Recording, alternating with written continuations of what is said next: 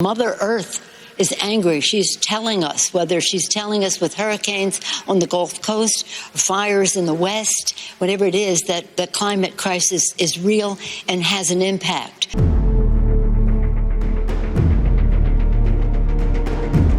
There is something so fundamental that also cannot be denied, and that is climate change. Climate change. And those who do not believe it do so at their own peril. It's an ominous warning that we have to act on climate. Scientists have been warning for years that climate change could create extreme fire conditions such as this in California alone.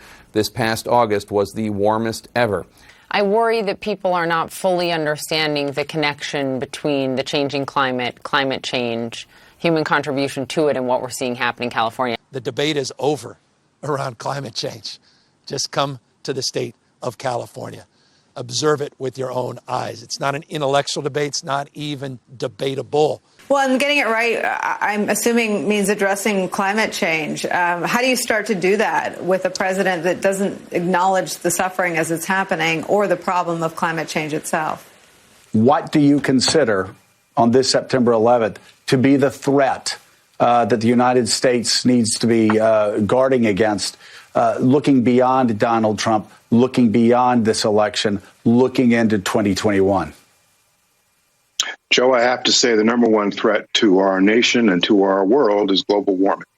The grass is so dry, the temperature is so hot, and the winds are so heavy. And these are conditions that are exacerbated by the changing climate that we are suffering.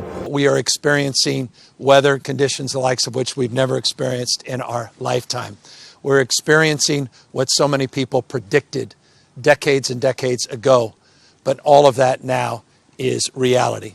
And you will recall that the president has blamed the American West, and California in particular, for its own wildfires, saying that really they should sweep the forests. Literally, his idea is A, that climate change is a hoax. This is all a hoax. And B, the only places that get wildfires are places that deserve it because they don't do a good enough job sweeping the ground in the forest, like with brooms. We actually needed more of the smaller prescribed burns or controlled burns. We haven't been doing that for 120 years, and so the wood fuel has been building up. That's why the fires are so intense. That's why there's so much smoke in San Francisco. And then there's another kind of fire, the shrubland fires, where we want less fires in. Right. And that's mostly been having to do with more people and more electrical wires, which they've failed to maintain for many decades because we've been focused on other things like building renewables.